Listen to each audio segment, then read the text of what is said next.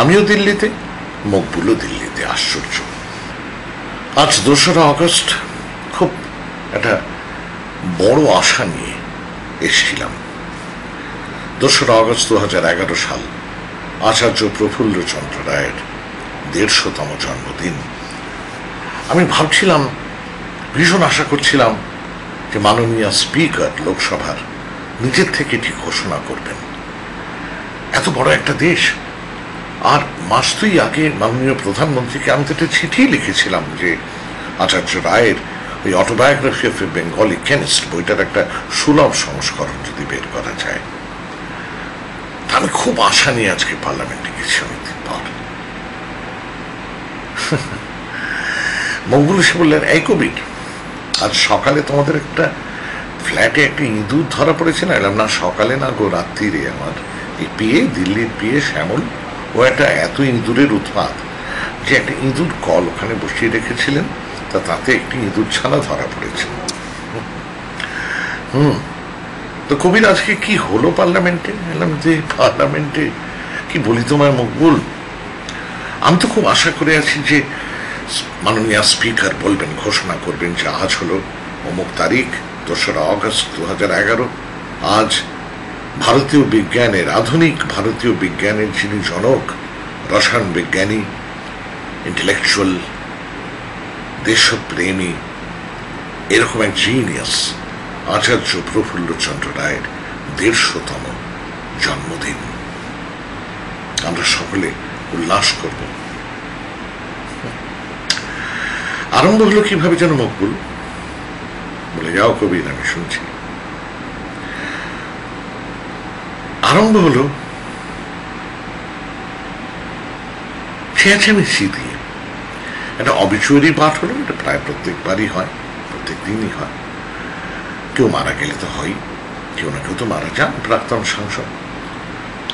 তারপরেই আরম্ভ হয়ে গেল চেঁচামেচি। উত্তরপ্রদেশের সাংসদরা জোট বেঁধে তাদের কি সব দাবি নিয়ে চেঁচাতে চেঁচাতে চলে গেলেন সোজা ওয়েল, অর্থাৎ যেখানে স্পিকার সাহেব বসেন সেইখানে। এদিকে তৃণমূলের কয়েকজন সাংসদ এটা হাতে কিছু কাগজ নিয়ে উঠে দাঁড়ালেন, প্ল্যাকার্ড, তাতে লেখা যে এয়ার ইন্ডিয়ার কর্মীরা উপবাস করছেন। এটা নিয়ে উঠে দাঁড়ালেন। আমি তো এইসবের কিছু জানি না। উঠে দাঁড়াতে দেখলাম কেউ কেউ দাঁড়াতে, স্পিকার তাদের তিরস্কার করে বসিয়ে দিলেন যে এটা অনুমোদিত নয়, প্ল্যাকার্ড হাতে দাঁড়ানো। উত্তরপ্রদেশের সকলে কিন্তু ছুটে গেলেন, তারা গিয়ে চেঁচাচ্ছেন, তাদের হাতেও প্ল্যাকার্ড। ভণ্ডুল হয়ে গেল। তুমি বলতে চাইছো স্পিকার এটা বলার সুযোগ পেলেন না? না, তা বলবো না। তার কারণ এটা তো প্রথমেই বলার কথা, বলার হলে প্রথমেই বলতেন। আমি কি করলাম জানো মকবুল?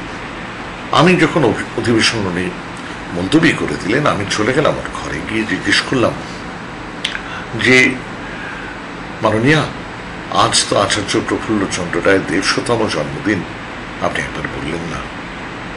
উনি আমার দিকে সোজা তাকালেন, তাকিয়ে বললেন, মাননীয় সাংসদ শ্রী সোমান, আপনার উচিত ছিল গতকাল আমাকে এটা মনে করিয়ে দেয়া। আগে মানে আমি তখন তোতলাচ্ছি জানো মকবুল, মানে গতকাল আপনাকে মনে করিয়ে দেবো যে 2রা, মানে এটা মনে করিয়ে দিতে হবে, এটা মনে করিয়ে দিতে হবে আপনাকে। উনি বললেন, হ্যাঁ, আপনার উচিত ছিল গতকাল আমাকে মনে করিয়ে দেয়া, তাহলে আমি আজ ঘোষণা করতাম। মকবুল বললেন, তুমি কি করলে, তুমি কি বললে? বিশেষ করে মকবুল, আমার না কথাটা তো সব আটকে গেল।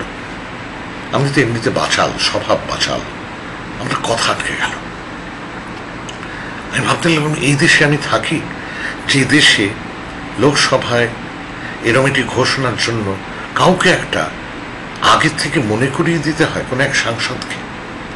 এই দেশের কোনো অফিস নেই, পার্লামেন্টের কোনো অফিস নেই যেখানে এটা এটা এটা এটা একদম তৈরি থাকে।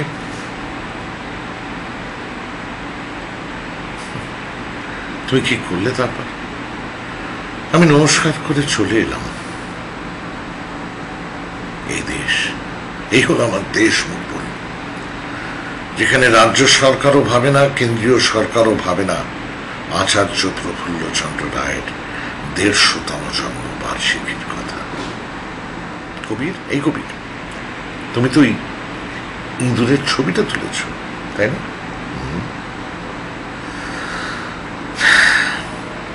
কেমন লাগছে কবির? কি বলি বলো তো মকবুল? রাগ হচ্ছে নিজের উপর, ঘেন্না হচ্ছে, ভাল লাগছে না মকবুল, আমার ভাল লাগছে না। আমার দেশ আজকে এইখানে এসেছে যে আচার্য প্রফুল্লচন্দ্র রায়ের ১৫০তম জন্মদিনটি একদিন আগে মনে করিয়ে দিতে হবে লোকসভা স্পিকারকে। মোহন বললেন, কবির কিছু ভেবো না, অনেকদিন তুমি নিজের ছবি দেখনি কবির। দেখো, কলে আটকা পড়া ইঁদুরের ছবিটা দেখো, কি সুন্দর তুমি নিজেকে দেখতে পাবে কবির, কি সুন্দর নিজেকে দেখতে পাবে। তা স্পিক।